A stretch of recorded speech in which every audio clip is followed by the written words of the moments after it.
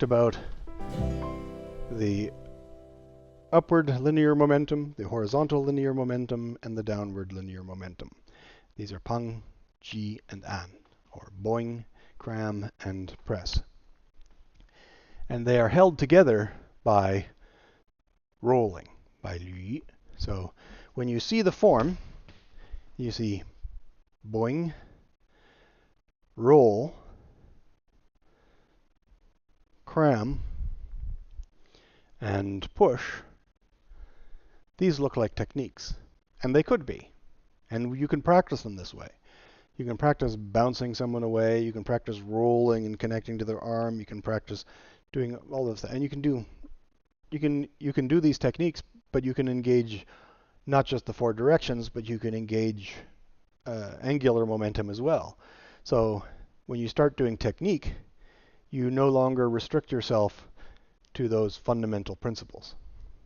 But this fundamental linear momentum is the thing that we need to understand whenever we're applying any kind of technique, any kind of martial strategy, tactic, method. We apply these fundamental principles. So the movement would be boing, maybe this is a block or an interception or a throw, and then this can be a counter or a joint lock or a neutralization, and then this can be cramming or squeezing or a punch or a block and a punch or a joint control. Or there are lots of different techniques that you will find in these shapes. And some great books have been written about what you can do to other people using these particular physical shapes. But this is not the essence of what the form is about. The form is not about the technique or the method. It's about the principles that allow the method and the technique and the strategies and the tactics to work. So boing and roll and cram and push are just ways of deconstructing things that happen when you are applying techniques. Now you can explore these in a number of different ways, and one of them is a two-person exercise called four hands, where I do bung, and they roll, and then I cram, and then they do an, and then I do roll, and they do pang, and I do liu, and they do ji, and I do an, and so on. And so we have this pattern, like that. It is difficult to understand without a training partner. It's difficult to understand without a training partner who doesn't understand. So that's what teachers are for, hopefully. Sometimes they don't help either. Sorry about that. I spend a lot of time apologizing to students who studied with me years ago. Sorry, I really didn't know what I was talking about back then. I still don't, I'm sure, but my paradigm has moved on. So if you are in this position, this is like pang. You could also do it in this position. Same idea. But for now, we're going to do this. So I'm bouncing the ball, rolling it away, and then I could do this. I could turn and roll and cram and extend and push. That's fine. That would be okay. There's nothing wrong with practicing that. You're still practicing the same sort of idea. But if you want to prepare for the two-person exercise, when we all come out of our caves, hopefully in a couple of months, you can do this. So here is pang, and then I let the ball roll and I cram into the center. And I could do it like this, or this, or this, but for the sake of the exercise, I'm going to put my hands on my elbows. So my left hand goes onto my right elbow over top. So the right arm is the round one, the left arm comes up the inside and over top, and I cram. Then I drop my arms. Imagine the other person is doing an. They are pushing your hands down. You don't want to resist. Instead, you just let it go. And move at right angles to the downward pressure, doing a roll with your arms. Let's try that again. Right arm on the ball. Left hand comes in, hands on the elbows. Drop the hands, and you switch arms. See that? So the other person is pushing your hands down, and you switch arms. So boing, cram, down, switch arms, and now I'm going to bring my hand up and put it on top of my head. Okay, let's do that again. Boing, hands on the elbows, down. Now I'm going to drop my right arm, let it go, like that, and put the left hand on my head, palm on my head, like go, and then both hands on the ball. So now I've just done the 4 directions. I've done boing, cramming, finding that point right on the equator, and then switching arms. So I'm going straight forward with this arm, but it drops, so now I'm going straight forward with this arm, but it drops, so I drop my elbow and roll. Bring this hand up and put it on the ball. And the hand can come down and up again. So this is an. Lead it down. And now I'm going to come up and go back to pang again. So I go from here, pushing down, to pang. Then I cram. Then I switch arms. Roll. And push down. Boing. So I'm under. I'm horizontal. I'm on top. I roll. And I'm on top. Let's try that again, and I'll get the words right this time. So pang, I'm underneath it, underneath the equator. Cramming, I'm right on the horizon. Switch arms, right on the equator again. And then get underneath it. And then get on top of it. And then get underneath it again. So I'm just below the horizon of the ball. Not the horizon. Have I been saying horizon this whole time? The equator of the ball. I'm below the equator of the ball. And then I'm right on the equator. Then I switch arms. Now the other arm is on the equator. And then I get underneath it. And then on top. So I'm just above the equator, below the equator, on the equator with the other arm, underneath, and above the equator, below the equator. So I'm dancing around over cramming, using rolling to allow the thing to change.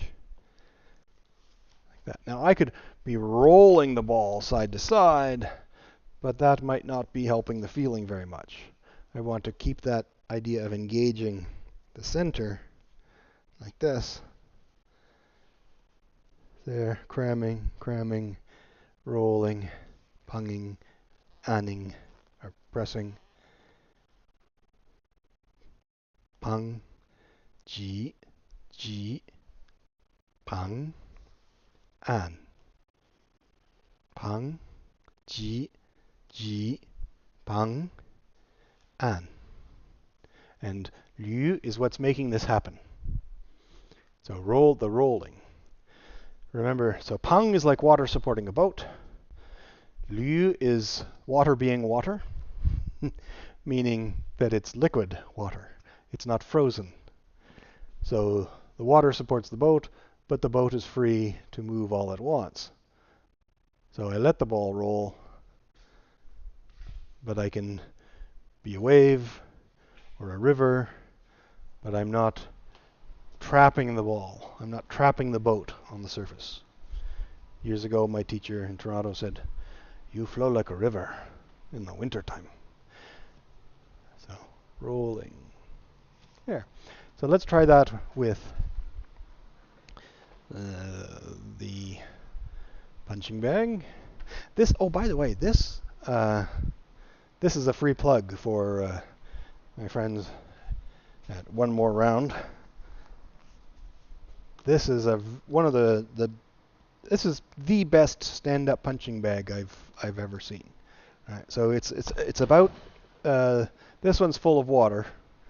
I think it takes about 250 pounds in the bottom, and is it 30 or 50 pounds of 30 pounds on the top, something like that. And this is like a Thai pad. This is not pad Thai.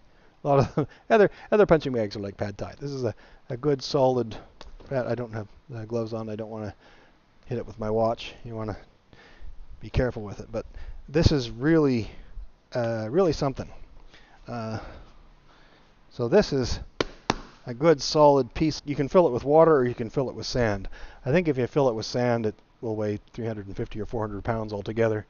But with water, it's great. It's also mobile. I can do house calls with this. I can just pump the water out, put it in my car. If the student has a hose, we just fill up the base, and then we can train at their place outside. So these are great. This is the best stand-up bag I've ever used.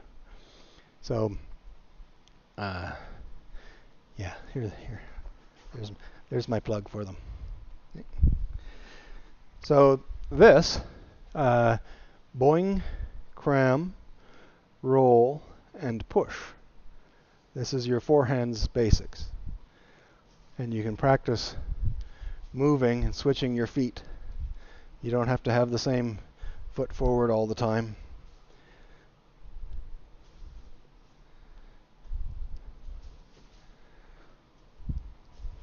And maintain light pressure. It's about precision. It's not about adding pressure. As one of my students said, I realized the thing is, you just don't add weight.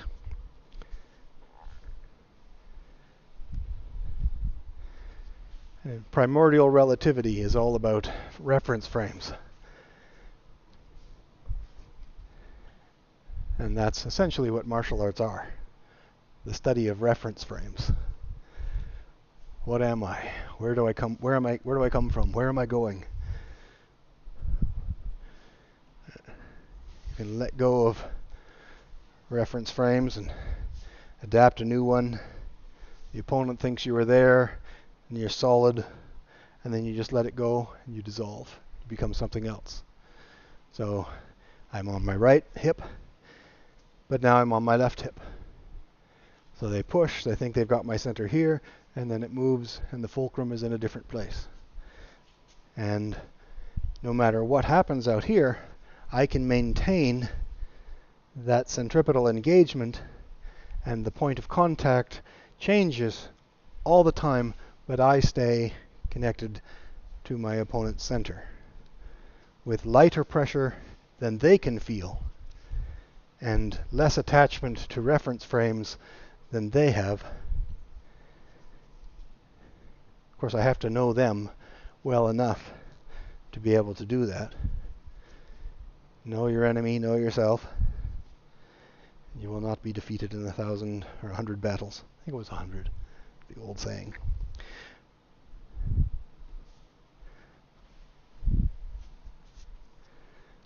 So you can practice with the right arm being pang, and then the left arm comes over and does ji.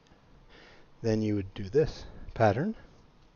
Or you can practice with the left arm doing pang and the right hand coming over to do ji, and then ji, and then pang and an. So boing, cram, roll, push. Boing, cram, roll, push. That's it. And then when you have a training partner, you'll be cooperating at first, thinking, yeah, this is fine, we're going in this direction, and then they change directions. So you switch. As soon as you feel that you're not right on that line anymore, it's just a slight variation off the center will cause you to turn, just like a door opening. So somebody pushes on the door opens. Now you can move the hinge, but you maintain that sensitivity all the time. See, if a fly lands on you, it sets you in motion. If there's a breeze, it opens the door. There. So boing, cram, roll, and push. Boing, cram, roll, and push.